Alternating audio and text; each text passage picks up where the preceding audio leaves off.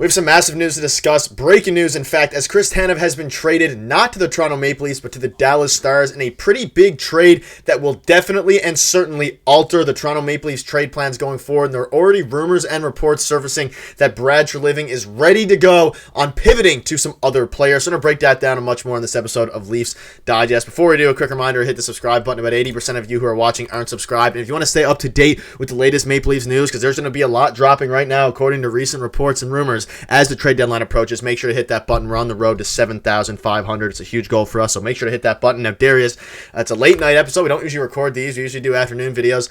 Chris Tanev is not a Maple Leaf. He is a Dallas Star in a pretty big package, and let's just get into it, get into the videos, not waste any more time, and looking at the full trade. So, there's a lot. Actually, the Devils are also involved on this, but we saw originally from Elliot Friedman awaiting the full deal, but hearing Tanev trade to Dallas will involve a second-round pick, a young prospect, and a conditional pick. The prospect is, I'm not even going to try to pronounce his name, and then a 50% Flames retention. Now, this was as the trade was developing. We were both seeing this, and we were thinking, what kind of prospect will this be? We heard rumors that maybe an Easton Cowan level prospect would have to go the other way if you're going to be getting Chris Tanev, and then it ultimately ended in this right here, and this graphic is the best way to look at it. So the Dallas Stars got Chris Tanev at 75% retained, Cole Brady. The Flames get Artem, a second-round pick, and a conditional 2026 third-round pick that conveys if they make the Stanley Cup Finals this year. And then you have the Devils, a fourth-round pick for retaining the salary. Now, there is crazy, absolutely crazy. I didn't expect a Tanev trade today. I was hoping it would be the Leafs. I believe you made a video earlier today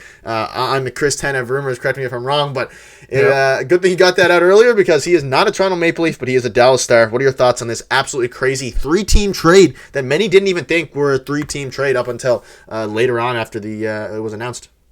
Just want to say for the record, when I made the video, Chris Tanev was still a Calgary Flame, so it was still possible, all right? And a lot of Leaf fans are disappointed, and you know what? I'm a little bit disappointed too, because I thought that he would look great in a Maple Leaf uniform and be great for the Maple Leafs, but I think there's a lot of things at play here. I mentioned in my last video that Dallas has emerged as, the number one, contender to get Chris Tanev, and they did, and I think there was a lot at play. Like we see here, New Jersey was also involved. There was a three-way deal.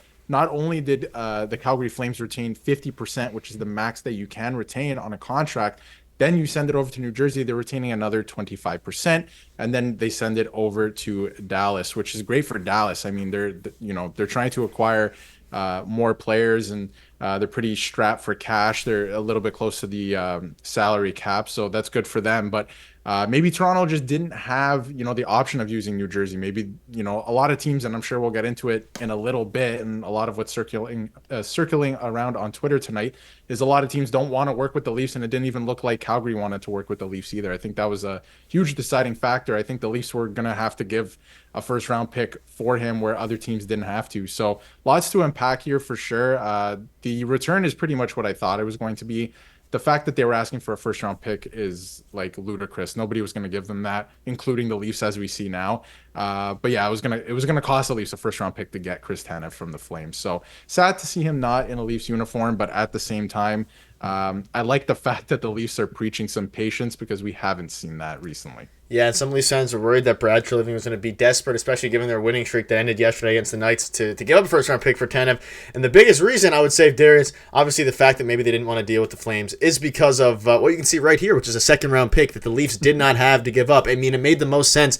The Leafs, and Chris Tanev isn't worth a first-round pick, but he is worth a second-round pick, and they got fair value for him, but the Leafs just didn't have to do that. So they were either going to have to overpay or hope another team didn't give up a second-round pick, or maybe give up a higher type or higher-end prospect like Easton Cowan, whoever it is, which was never going to happen if you are the Toronto Maple Leafs. You have some people on Twitter saying, like Michael here, Michael Amito saying, never thought Tanev made much sense for the Leafs. A good fit, but asking price is too high and injury risks would concern me. Felt like a Nick Foligno situation with Kyle Dubas all over again, and we do not want that to happen. We've seen Dubas and Darius. We discussed it off camera about how we didn't have a second-round pick and it bit us in the butt here a little bit, which is, unfortunate. I think that which we'll discuss in a second now, Brad Treliving is going to pivot and we'll get another addition. Tanev started to become less and less likely as more and more teams, and we knew, honestly, longer it took and longer as the closer we got to the deadline, the less likely that the Toronto Maple Leafs would be able to get him without giving up a first-round pick, simply because teams are going to start being willing to bid up now. Yeah, I think that's exactly it. And like Michael said too, like a great fit in terms of on the ice, but in terms of what they were asking for, it just didn't make any sense. And like you said, the closer we got to the trade deadline, I was thinking the Leafs just don't have the assets to, acquire him. They're not going to give up that first round pick, and they don't have the assets to keep up with these other teams. And I mean, hindsight 2020, we can blame Kyle Dubas. I mean, we can kind of blame Kyle Dubas for doing that. But yeah, I don't know if that gets us anywhere. I think the Leafs now have to pivot very quickly. And when I say very quickly, I don't mean, oh, let's dabble and look at this player over here. Maybe we'll trade for this guy over here by the trade deadline. No, they need to pivot quickly. They need to find who they want now, and it needs to be done before the trade deadline. The trade deadline is 2 weeks away. And now that Tanev is off the board, I'm sure a lot of other teams are pivoting quickly as well. So the Leafs have to go out and find their right shot defenseman, because like I talked about in my video, the fact that they played 6 left-handed defensemen yesterday, they're not going to win in the playoffs like that. A lot of people think that the handedness thing doesn't matter. It does, especially in the playoffs, getting the puck out quickly. They have to pivot quickly tomorrow. Brad Living has to wake up tomorrow and be like, all right, we need a new guy by the end of today. We need to know who we're going after. So sucks that it didn't work out for Tanev. He would have been a great fit in terms of on the ice, but they have to pivot quickly. We have a couple guys in mind, and I'm sure we'll save that for another video, but they have to get on it right away. Yeah, you'll see a video tomorrow, and probably there'll be a lot more rumors and circulation, everything going out. And you see here, Chris Tanev has a career high 171 blocks this season, the second most in the NHL. Like, the Dallas Stars, when you look at it from their perspective, they got a very good deal. Like, if you're a Stars fan, I'm sure you're over the moon. You obviously didn't give up a first-round pick. You gave up a decent prospect, and the conditional third-round pick is similar to what the Jets gave up for Monahan, in the sense of if they make the Cup. I think the Jets one is actually if they win the Cup, but it's I believe for the Stars, if they make the Stanley Cup Finals, the pick conveys, which, I mean, that's a win-win. I mean, worst comes to worst, that pick, if you make the finals and you make the Stanley Cup, I'm sure they're happy giving up a 2026 third-round pick for a guy, because I can guarantee you if they make it, it's going to be largely in part to the addition of Chris Tanev. At least it would help a lot. And when you're looking at kind of what's happening next, Darius, and what potential players could be going out. I mean, obviously we'll save it for another video, but there's just a lot of players now that the Toronto Maple Leafs could do that. And you see this from Kevin Weeks saying, regarding the Tanev trade and the Zadorov trades, the Maple Leafs were interested in both players, and as I reported, they tried trading for both at the same time and individually. It seemed clear the Flames would have had to be blown away to send either to Toronto, which is what you mentioned earlier. And I do think that is a big part of it, but I think a bigger part of it is the fact that they don't have a second round pick, which immediately makes it logistically much more difficult compared to any other team that's realistically going for him, because a second round pick obviously is what his value was, and it was what his value was established as. So I don't know. It's this is kind of a reaction type one. I'm not happy as a Leafs fan, but I mean, it is what it is. I guess at this point, it would have. I mean, would you have been upset if they gave up just a first round pick and however else they had to match salary for him? Like, I'm sure a lot of Leafs fans would have. So what was the alternative here? The alternative was we weren't going to get him.